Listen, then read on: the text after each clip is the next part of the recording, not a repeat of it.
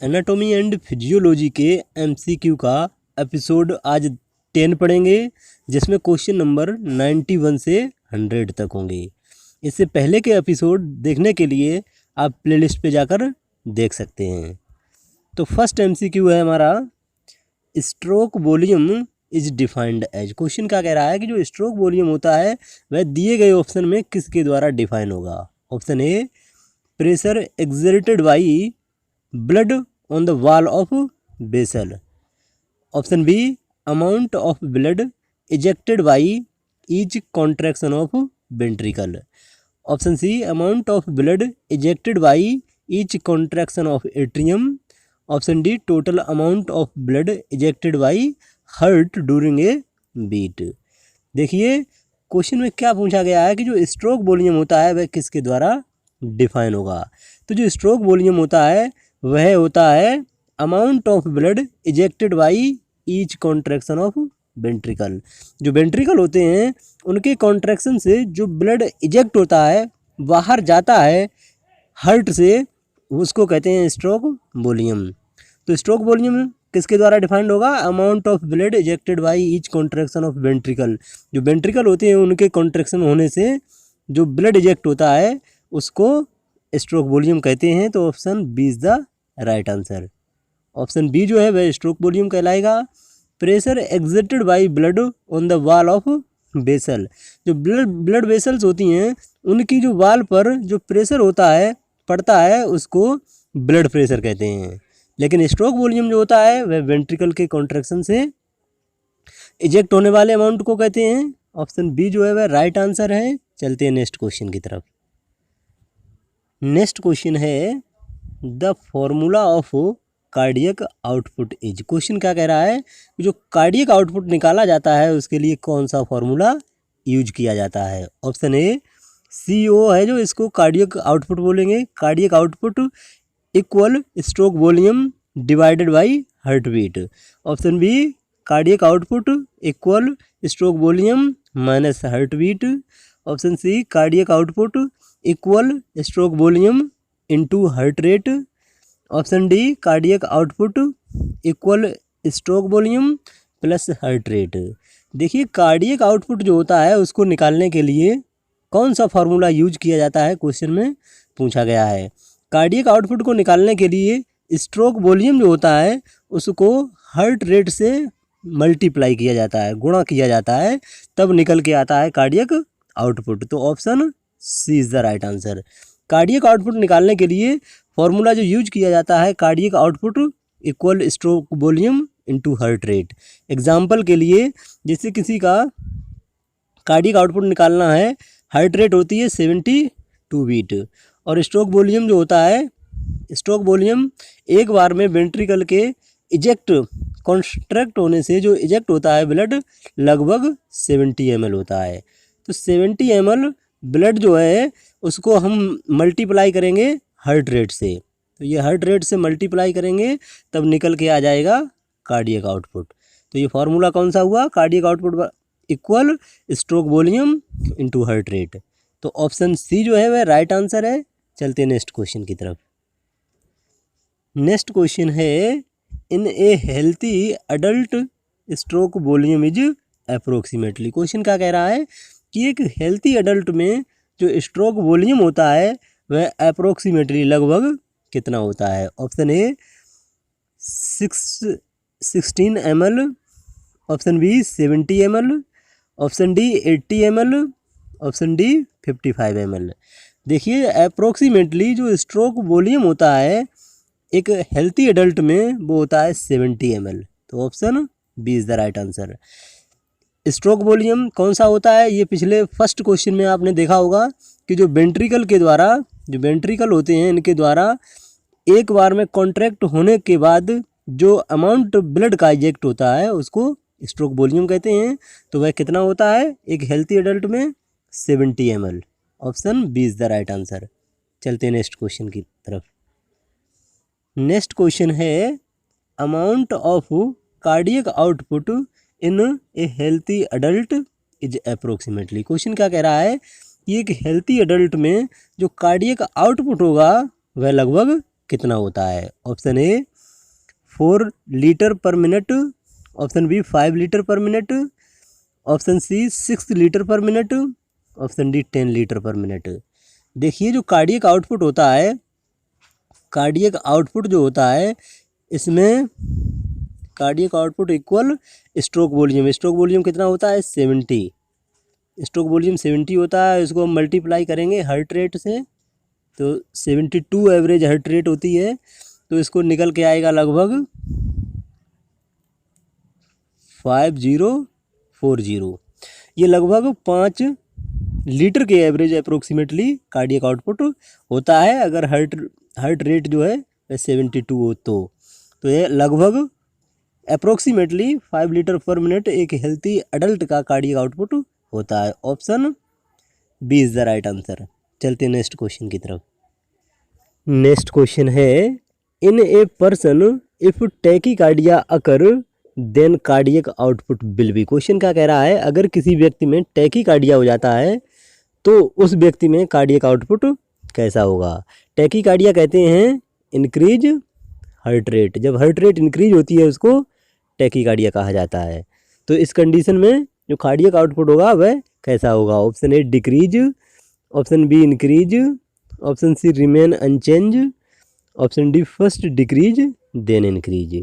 देखिए जो cardiac output निकाला जाता है उसको स्ट्रोक वॉल्यूम 70 होता है और हार्ट रेट से मल्टीप्लाई किया जाता है। टैकीकार्डिया में हार्ट रेट कितनी होती है? 100 प्लस होती है, तो इसमें हम 100 से इसको मल्टीप्लाई करेंगे तो कार्डियक आउटपुट कैसे निकलेगा? 70 को हम 100 से मल्टीप्लाई करेंगे तो ये 7 लीटर आ जाता है। 7 लीटर यानी 7 लीटर पर मिनट जो कार्डियक आउटपुट होता है वह हो जाता है। तो ये क्या हुआ? इंक्रीज हो गया।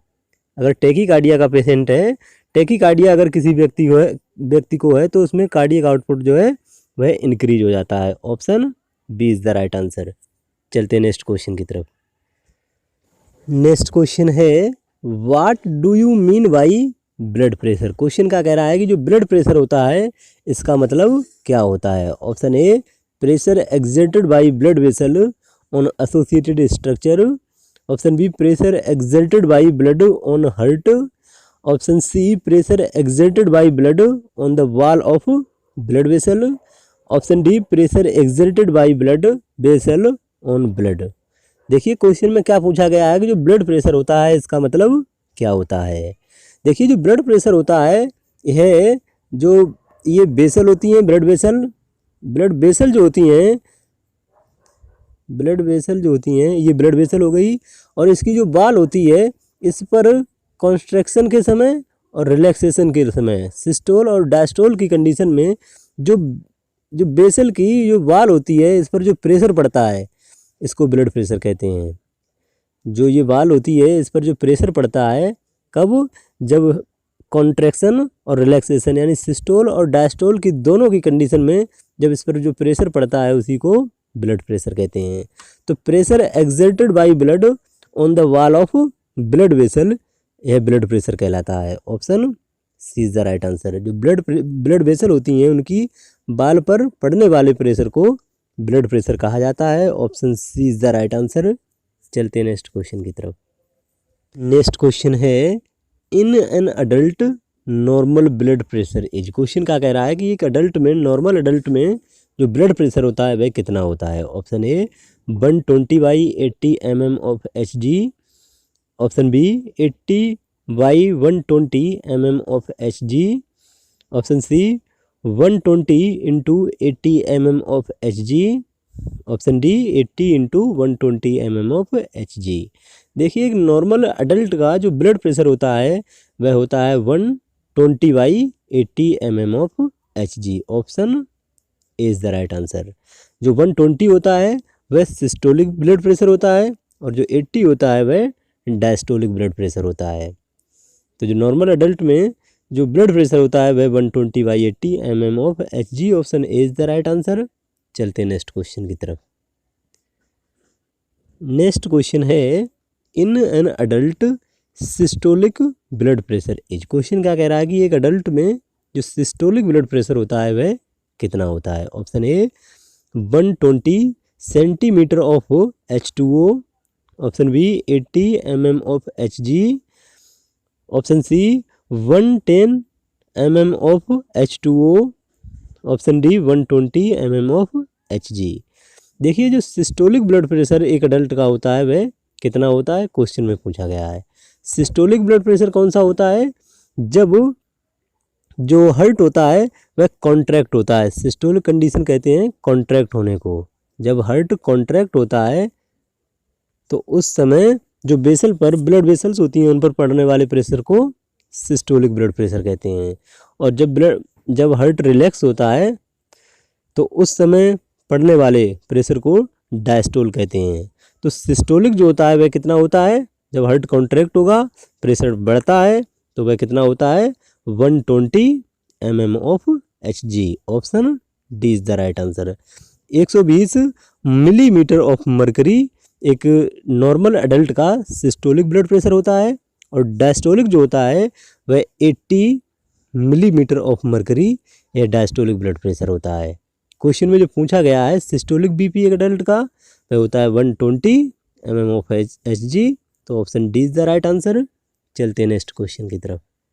नेक्स्ट क्वेश्चन है in following which sentence is incorrect. Question क्या कह रहा है कि नीचे दिए गए में से कौन सा है सेंटेंस जो इनकरेक्ट है। Option A BP increase with age. देखिए जब एज बढ़ती है तो ब्लड प्रेशर इंक्रीज हो जाता है।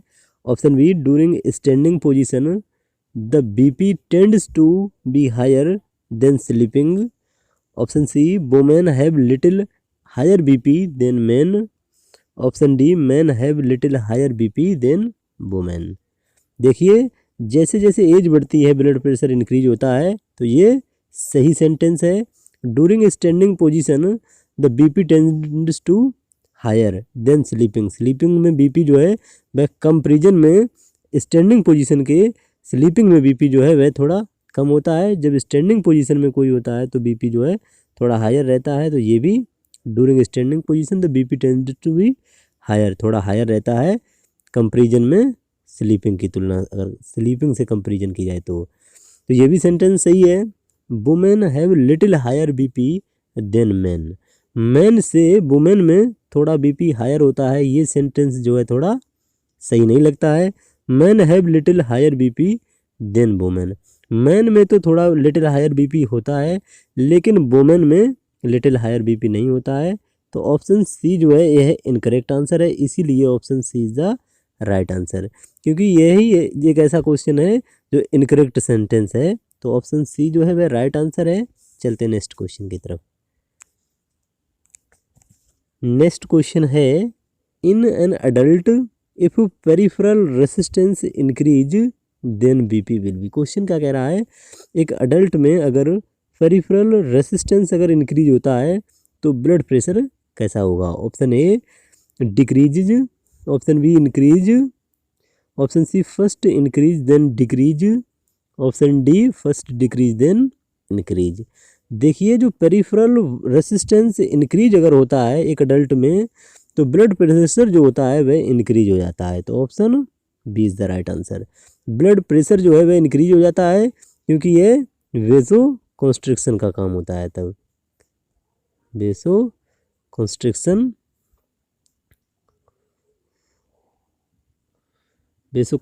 की वजह से जो ब्लड प्रेशर होता है वह इंक्रीज हो जाता है। तो option B is the right answer. Thank you. खुश रहो, मस्त रहो, मेहनत से पढ़ते रहो। जानकारी अच्छी लगी हो तो कमेंट में ज़रूर बताना।